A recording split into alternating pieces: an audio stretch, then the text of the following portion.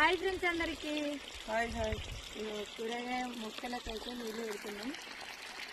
పల్లి చెట్టు మంచిగా లైన్ అమ్మటి 2 లైన్లు పెట్టినారా?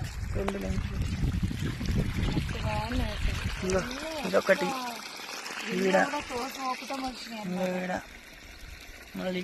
దెబ్బ తాకిస్తున్నాయి. ఇంకో ఏమో గోకర గింజలు.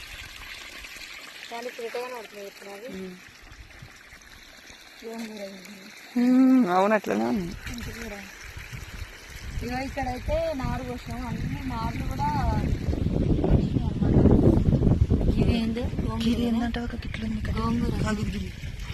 అవును గట్టి గడ్డి ఉంది.